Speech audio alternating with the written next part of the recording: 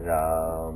यह प्रवचन परम श्रद्धेय स्वामी जी श्री राम सुखदास जी महाराज द्वारा फाल्गुन शुक्ल प्रतिपदा विक्रम संवत 2047 श्री कृष्ण संवत 5216 तदनुसार दिनांक 15 फरवरी 1991 को प्रातः करीब 5 बजे नित्य स्तुति के बाद राम धाम वृंदावन में हुआ।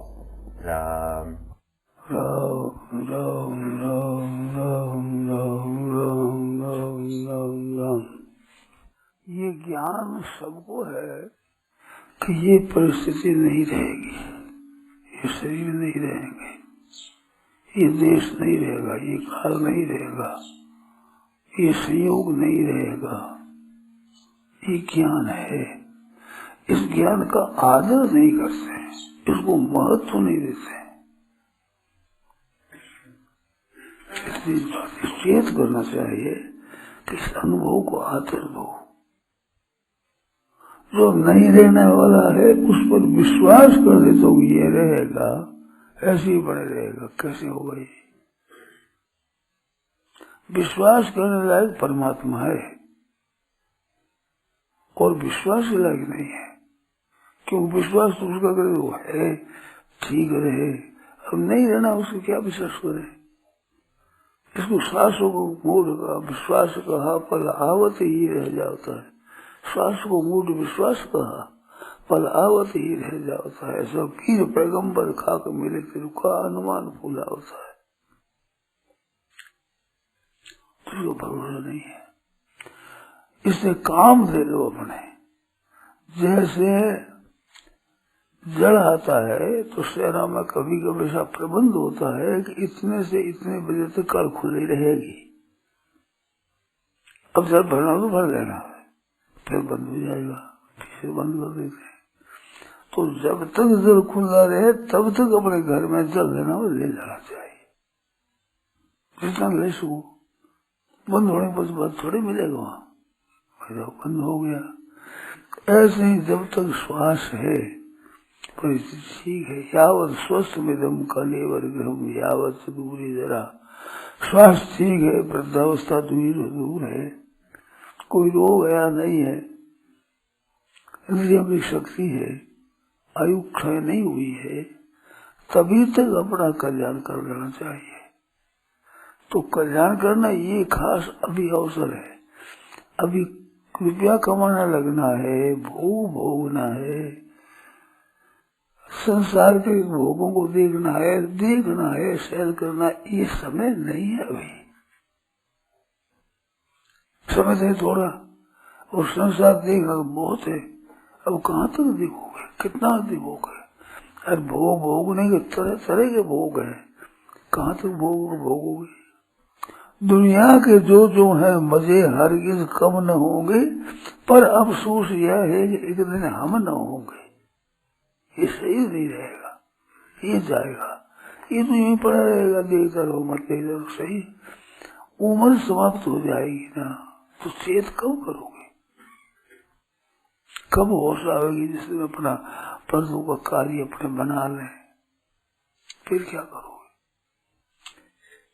इसमें सुबह से शीघ्र शुभ काम करना हो जल्दी करो। सबसे पहले ये काम करो जो खास करना है। ये मौका भी मिला हुआ है, और ये चूक जाएगा तो फिर ये मौका नहीं मिलेगा।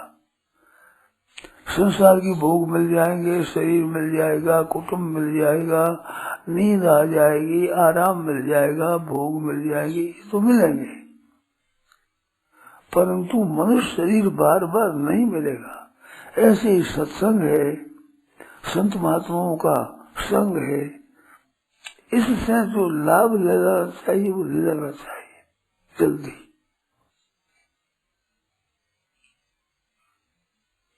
हम पहले ही पैर बोल गए, तो हमारे बहुत बार आई बात है, भाई शेर जी है, भाई जी है, इनसे कोई लाभ लेना चाहिए। क्यों नहीं बात? क्योंकि हरदम हम थोड़े ही यहाँ रहेंगे, हरदम इनका संग थोड़े ही रहेगा। आज देखो तो कोई का संग नहीं, भाई जी का ना संग है, ना सेठ जी का है। तो इसे लेना है वो ले लेना चाहिए पहले। पता नहीं कब छूट जाए, कब वियोग हो जाए, और वियोग होगा जरूर, इसमें संदेह नहीं है, इसमें संशय नहीं है। अभी जो संयोग है अपना, ये बना रहेगा, ये बिल्कुल नहीं रहेगा, बना रहेगा नहीं, संदेह नहीं है, ये जरूर वियोग होगा, ये निसंदेह बात है, इसमें संदेह नहीं है। तो जब तक साथ में तब तो उसे लाभ ले लो, जो लेना है सो, और जगह नहीं मिलता, यहाँ मिलता है। ये मेरी मनाई थी वहां, पहली पैर फूल गए तो ये मन में आई कि ऐसा मौका हर एक जगह नहीं मिलता है, अभी मिलता है, इसमें ले लो।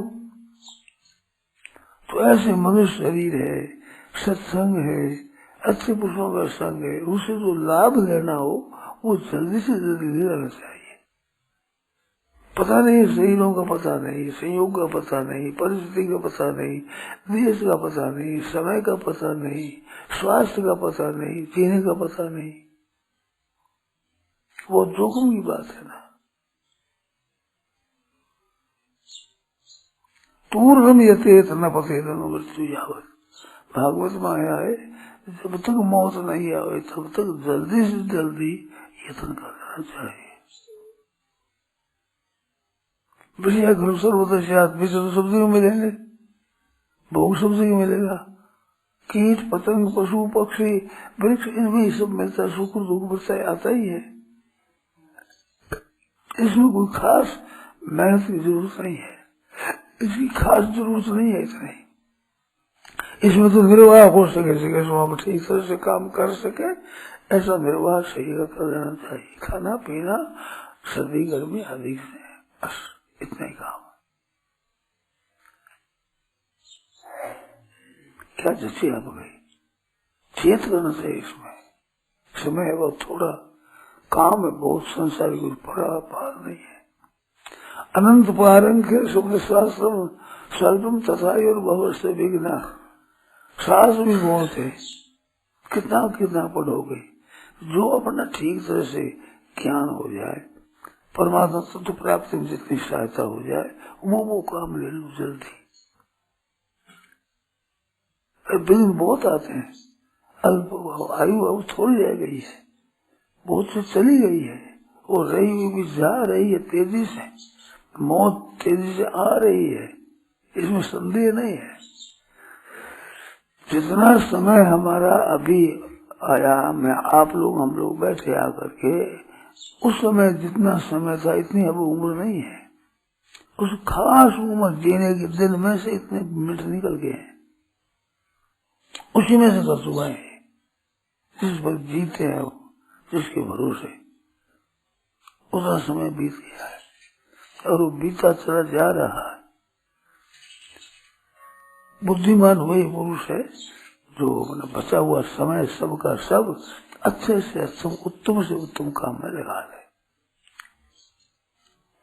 देखो धन के लिए तो आपको चिंता होती, विचार आता है भाई निरर्थक नष्ट न हो जाए, आना ही चाहिए, बात ठीक योग्य है।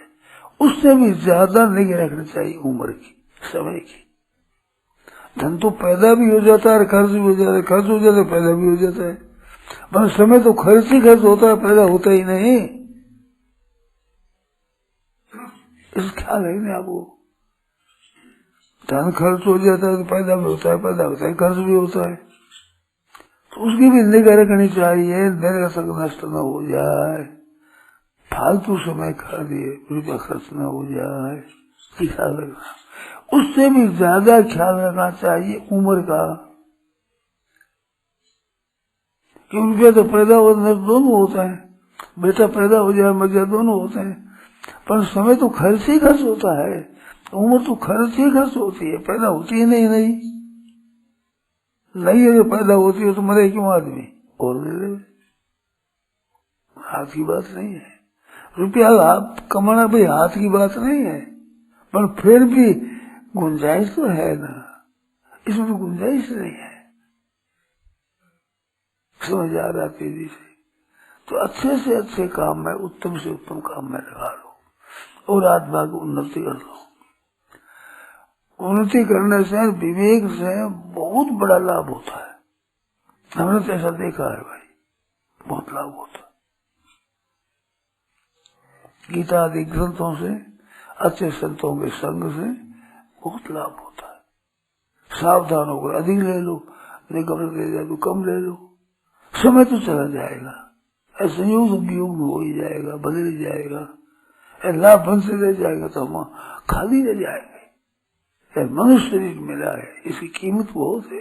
निर्देह माध्यम सुलभम सुदुर्लभम, आदि मनुष्य शरीर है, ये बहुत दुर्लभ है और अभी मिला हुआ है, सुलभ है, अभी तो सुलभ है, मिला हुआ है, अच्छा संग मिला हुआ है, भगवत गीता जैसे ग्रंथ का हमारा परिचय है, तो उसका ज्यादा लाभ ले लो, अधिक से अधिक लाभ ले लो। समय के लिए कृपण बन जाओ, कंजूस बन जाओ, रुपये लेकर उदार बढ़ो, कंजूस मत बनो। समय के लिए तो बहुत कंजूस बन जाना चाहिए, एक एक मिनट भी सोच सोच समझ समझ के खर्च करना चाहिए। देखो अभी एक कल्पना करो कि हमने एक मोटर किराए की है, उस किराए की मोटर पर हम चले हुए हैं और वो चलती है, और सामने से मोटर आ गई है तो सज्जन आ गए, उससे बात करनी है खास जरूरी, तो उस मोटर को ठहरो भाई बात करना होती, तो वो बात करेंगे तो हरदम ख्याल रहेगा भाई जल्दी करो, नहीं तो मिनट 2 मिनट में पैसा खर्च हो रहा है। वो तो कहता है कि इतना समय आपको देते हैं, इतने समय घंटा में 1 रुपया 2 रुपया लगेगा, जो दूस लगेगा इतना लगेगा। अब उसमें फालतू समय बात करेंगे, फालतू बात, सावधानी रहेगी। फालतू समय कहा भाई, रुपया लगते हैं ना, पैसे लगते हैं, इस बात थोड़े में बात करके ऐसे ऐसे अब चलो भाई, जल्दी यूं कर दें, यूं कर देगा, यूं कर दें, यूं कर दिया, तो चलते बात कर लेंगे, चलो। तो पैसे के खर्च होने पर तो इतनी सावधानी रहती है, पर तो समय खर्च होना इस पर विचार नहीं करो। ताश खेलने लगे, चौपड़ खेलने लगे, हवाई जहाज देखने लगे, इधर उधर बात में लगे, देखने लगे, अरे कर क्या रहे हो, समय खर्च हो रहा है। समय खर्च होने में मरना पड़ेगा, रुपया खर्च होने में मरेगा नहीं आदमी, रुपया खर्चा होने पर मरेगा नहीं, और समय खर्च होने पर जी से नहीं सकता, मरना ही पड़ेगा, और कोई उपाय नहीं है। वो समय खर्च हो रहा है ना, इसका समय फालतू हमारे पास लोग निरर्थक खर्च करते हैं। इसलिए हमें तो आती है बात, कई बार याद आती है, थोड़े से समय होने में खर्च क्यों कर देता, क्रिया ऐसे कर दो, इसमें खर्च क्यों किया इतना। तो सावधानी रखो आप, एक सावधानी साधना है। आध्यात्मिक उन्नति होगी, शरीर की उन्नति होगी, व्यवहार की उन्नति होगी, सब तरह का लाभ होगा। समय का ख्याल रखने पर लोक और परलोक दोनों सुधरेंगे, लौकिक कार्य भी सुधरेगा। सावधानी रखो। सत्संग से अगर ये बात नहीं सीखी तो और कहाँ मिलेगी, ये तो पाठशाला है, इसमें तो ये पढ़ाई होती है, और पढ़ाई कहाँ होती है।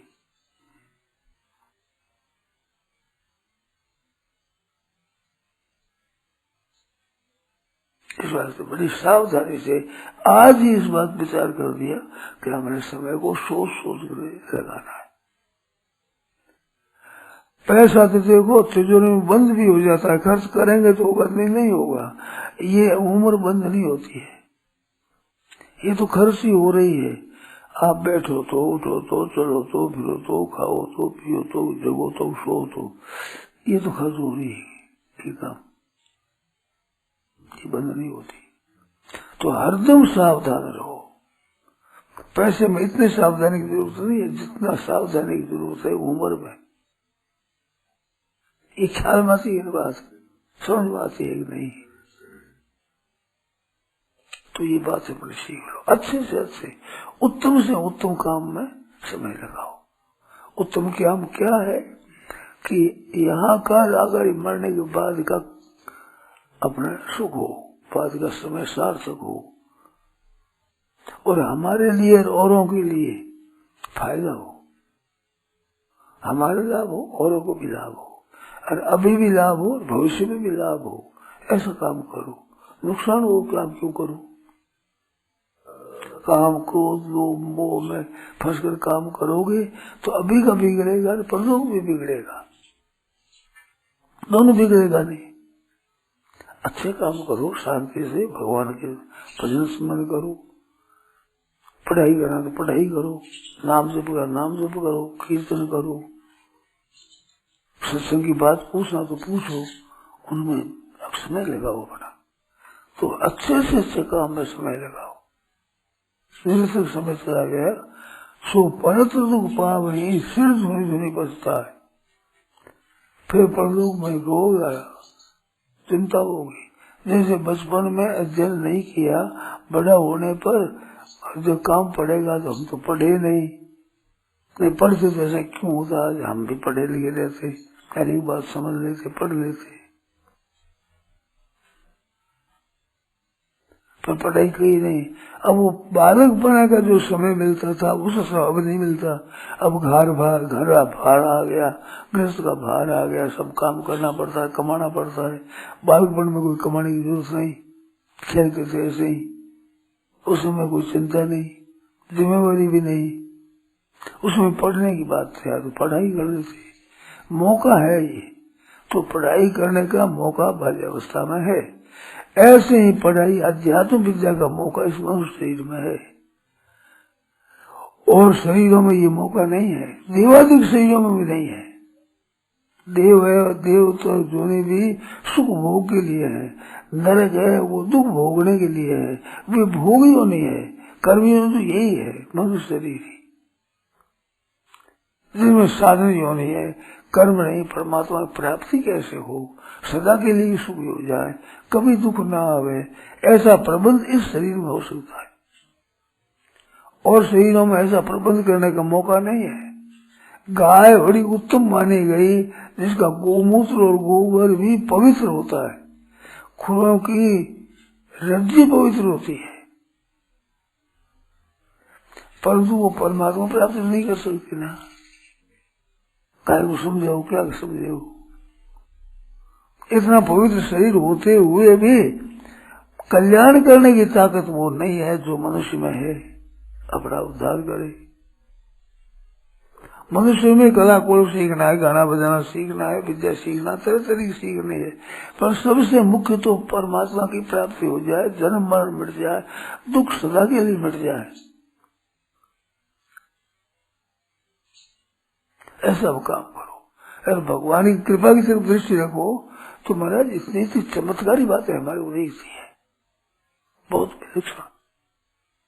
भगवान एक ऐसी चमत्कारी कृपा करते हैं, मैं कह नहीं सकता, इतनी कृपा करते हैं, चेताते हैं, सावधान करते हैं। भक्त बहुत बड़ी सावधानी आती है, बड़ी चेतना आती है एकदम। ब्रह्मा जी ने कहा है, तत्ते अनुकंपाम सुसमीक्षमाणा, उस कृपा को हरदम देखता रहे कृपा को। बुझान ये बात कृपा को अपने देखा किया हुआ कर्मों को अपने भोगते रहो, पर कृपा की तरफ देखो। तो क्या करो उसमें? नमस्ते, भगवान को नमस्कार करो, शरीर से, वाणी से, मन से भगवान को नमस्कार करते रहो। भगवान को याद रखो, उसको याद करो कि हे नाथ, और पुकारो उसको। ऐसे करता है वो मुक्ति पदे सदाय भाग, वो मुक्ति पद का अधिकारी हो जाता है।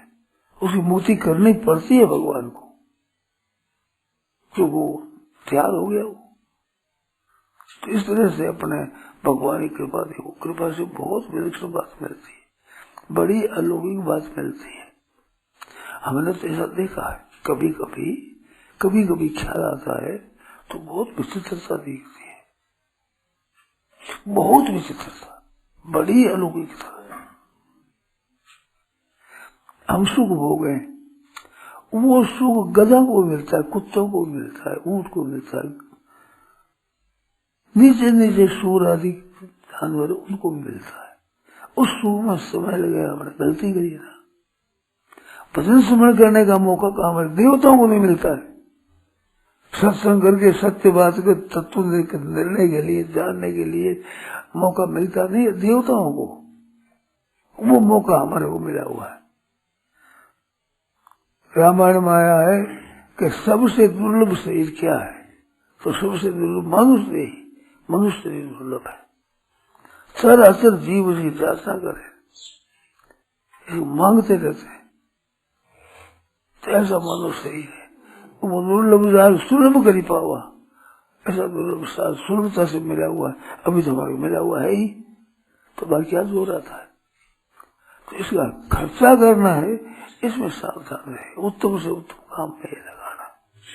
अगर ऐसे ही चला गया तो फिर दुख पाना पड़ेगा, और कुछ नहीं मिलने का है, मौका है, चला गया।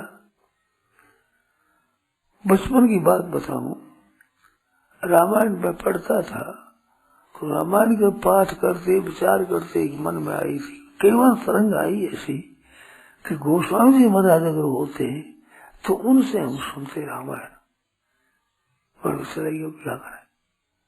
अब वो कोई मिल थोड़ी सकते, बात बीत गई, वो मिलती नहीं है। गया भक्त नहीं आवे दूसरी बारी आती नहीं है भक्त, तो उसे हम सुनते पर दूसरे क्या करें। ऐसी बात थी। तो शेर जी थे, भाई जी थे, उस समय मेरे मन में आई है कि अभी इससे लाभ ले लेना चाहिए अपने को, अधिक से अधिक लाभ ले लेना है, पर क्या होगा। अब आज कोई चाहे कि शेर जी लाभ ले तो क्या हो, मेरे मन में कई बातें आती है। ऐसी बात पूछे तो किससे पूछे, सिवाय शेर जी की कोई उत्तर देने वाला हमारी दृष्टि में नहीं दिखता। मैं ठेका नहीं लूंगा, नहीं है ऐसा नहीं कहता हूँ, होगा संसार में बहुत होंगे ऐसे, परंतु हमारे दृष्टि में हमारे सामने नहीं है तो हमारे क्या काम आए, हमारे तो काम नहीं आते। तो जब परिचय है हमारे सामने है तब विशेष सावधानी से उसे लाभ ले लेना चाहिए, नहीं तो दुख पड़ेगा, क्या करोगे फिर। शेर जी की बात सुन करके एक दूसरे बड़ नीचे बैठे थे, दोपहर के समय जंगल में जा रहे थे, तो बैठे बैठे मेरे मन में आई, शेर जी से प्रश्न किया कि शेर जी आप जो बात कहते हो वे बातें बहुत विलक्षण बात आती है, तो रामानुजाचार्य है, वल्लभाचार्य है, शंकराचार्य है, ऐसे ऐसे बड़े बड़े आचार्य हुए हैं जिनकी संप्रदाय में लाखों आदमी है। ऐसे संतों के ग्रंथों में भी जो बात नहीं मिलती, ऐसी बात आपने कहाँ से सीखी, कहाँ से आई आपके पास, मैंने प्रश्न किया। अब तो कौन बताएगा। तो शेर जी ने कहा कि वेद व्यास जी से, ये उत्तर दिया उसका। वेद व्यास जी महाराज की वाणी में जो बात आती है वो हरि के आचार्य में नहीं आती है, उनके आंशिक आती है। शेर जी उत्तर दिया, ये कहाँ से लिया आपने, फिर वेद व्यास जी से। तो ये बात मिली ना, उन्होंने लेकर के देखा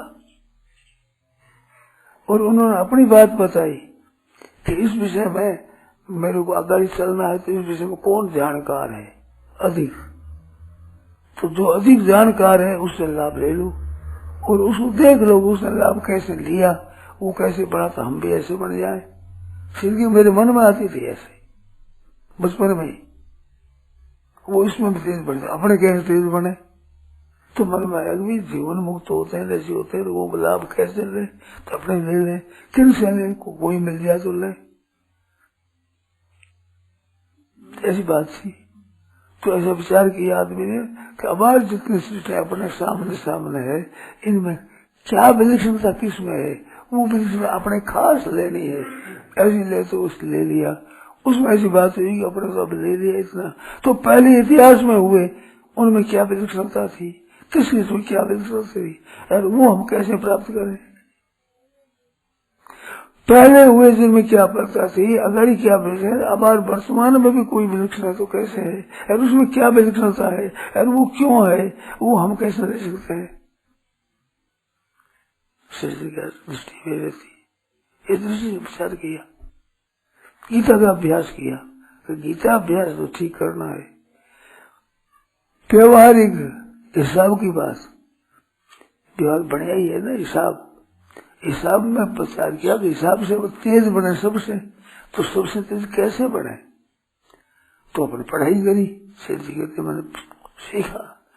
सीखने बाद दुकानदारी करी तो बोर्ड लिख कर दिया उस पर कि मैं पूछूं और वो बता दे तो 1 रुपया दूंगा, और अगला पूछे मैं न बता सकूं तो 1 रुपया दूंगा। लेने की बात नहीं, दोनों देने की शर्त देने की रखी। मैं पूछूं और वो बता दे तो 1 रुपया दूंगा, और वो पूछे मैं नहीं बता सकूंगा तो 1 रुपया दूंगा। देखिए पढ़ाई तेज कैसे है। तो मैंने पूछा महाराज आपको बताना काम पड़ा कि मैंने पूछा और उसने बता दिया, 1 रुपया लगा इसमें, पर उसने पूछा और मैं नहीं बता सका, ऐसा नहीं लगा, ऐसा लगा ही नहीं। संध्या करनी तो उत्तम संध्या करनी, उत्तमा सूर्य उदय से पहले और सूर्यास्त से पहले, तीसरा उत्तम और मध्यमा दोनों हो जाती है, कनिष्ठ नहीं हो जाए। नहीं होगा तो उपवास करेंगे। पूछा मैंने उपवास करने काम पड़ा कि 1-2 उपवास काम पड़ेगा। उम्र में जिस दिन विचार किया है उस दिन के बाद 1-2 बार बात में लगे, उदय हो गया, अस्त हो गया, तो ज्यादा काम नहीं पड़ा। ऐसे पक्का विचार करने पर आदमी का जीवन बहुत सफल होता है, श्रेष्ठ हो जाता है। अब गीता प्रेस खोल दिया सेठ जी ने, तो कितना पुस्तकों से लाभ होता है, कितना सत्संग से लाभ होता है, कितना गीता से लाभ होता है, और कितना हुआ है और कितना होगा। बद्रीदास जी थे सेठ जी के मित्र, तो वहां आपस में बहुत घनिष्ठ प्रेम था। तो बद्रीदास जी कहते मैंने पूछा, कोई जयदा और बद्री कहते आपस में मित्रता करना। जयदा भगवान कृष्ण की लीला आती है, उसमें ग्वाल बालों के साथ खेलते तो बात आती है, पर कभी नहीं कहते गीता पढ़ो। तू पीछे पढ़ा के गीता पढ़ो, सत्संग करो, क्या बात। तो कृष्ण भगवान के साथ उनको करना क्या बाकी रहा, भगवान साथ थे तो करना कुछ बाकी नहीं रहा। फिर भी नहीं कहा तो तेरा हमें प्रसंग मिले, मेरे क्या बाकी रहा बता। तो मेरे को कहते गीता पढ़ो और सत्संग करो और संध्या करो और बलिदेव विष्णुदेव करो, पीछे पढ़ा तुम। कृष्ण भगवान तो पीछे पढ़े ही नहीं, कभी आया ही नहीं वैसा, कभी तुम जब करो ये करो तब करो। तो शेर जी कहा तुम सत्य कहता, ठीक बात है। मैं इस बात से कहता हूँ कि तुम करो तो ये एक रिवाज चल पड़े, तो अगर पीढ़ियां तब संध्या गायत्री ये हो सके, सत्संग हो सके, सद्भावों का प्रचार हो सके, ये प्रवाह बह जाए तो ये कई दिन चले। जैसे ठेला है सड़क पर चलता है ना, तो वो चलाते हैं जोर से, चला करके चटों पर चढ़ जाए तो बहुत देर तक चला जाए। वो ऐसे ये धक्का लगा दिया जाए तो कई दिन चलेगा। इस वास्ते ये लोग है मेरे शेर ने कहा। तो देखो चलता है ना, अभी भी सत्संग भी चलता है, पुस्तक भी चलती है, नई भी छपती है, प्रसार होता है। तो लोग जो धक्का छोड़ दिया ना तो सही चला गया, परंतु वो काम तो होता है ना। इस वास्ते कहता हूं मैं कि इससे लाभ हो जाए। ऐसे कई विचित्र बातें